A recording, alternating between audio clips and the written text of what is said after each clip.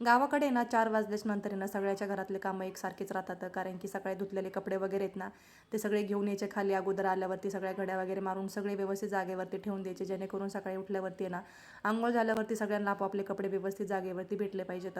आणि नंतर मग सगळीकडे झाडून वगैरे घ्यायचं. मला पण तीच सवय आहे आमच्या गावाकडची 4 वाजता झाडून घ्यायची. म्हणजे घरात कचरा असो किंवा नसो झाडून घ्यायचंच.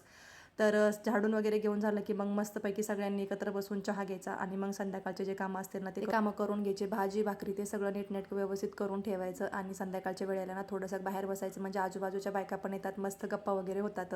गावाकडे गेल्यावरती ना मी संध्याकाळच्या स्वयंपाकाने जरा लवकरच करून ठेवत असते आणि मस्त आमच्या घराच्या पाठीमागे ना वट्टा आहे, तिथे जाऊन बसत असते. खूप छान वाटतं तिथे. असं मोठं पिपळाचं झाड आहे आणि त्याच्या खाली मस्त बसायला ना मस्त वाटतं. तर इथे संध्याकाळची वेळ झालेली होती. मी सगळे कपडे वगैरे काढून आणलेले होते. नंतर घड्या वगैरे मारून ठेवल्या त्याच्या म्हणजे करून सकाळी लवकर सापडतील. मी चहा बिस्किट घेतलेले होते आणि जानूने बघा इथे किती तांदूळ नासवले आहेत. तर मी थोड्या वेळ इकडे बसले होते ना, तर अजून पण तांदूळ मागत होती. मी दिले नाही म्हणून रडत होती ती. तर घरातले लाईट वगैरे सगळ्या लावून घेतल्या. म्हटलं चला ते इथे ना देवाची दिवा अगरबत्ती वगैरे सगळं करून घेऊयात. आणि संध्याकाळी जेवायला आहे ना मी आणि जानू दोघीच आहोत. तर सकाळचे छोले ना भरपूर सारे उरलेले आहेत. तर म्हटलं चला इथे फक्त ना भात लावून घेते आणि माझ्यासाठी तर सकाळची चपाती आहे, त्याच्यामुळे मला पोळी वगैरे काय बनवायची नव्हती आता. आणि भात लावला ना की मग जानूचं पण होऊन जाईल. तर ऑफिसमधून येताना ना यांनी माझ्यासाठी ना मस्त असं बुके आणलेला होता. खूप छान वास येत होता फुलांचा. आता चला आता व्हिडिओ इथेच एंड करते. भेटू पुढच्या ब्लॉगमध्ये. तोपर्यंत तुम्ही नक्की सबस्क्राईब करून घ्या. बाय.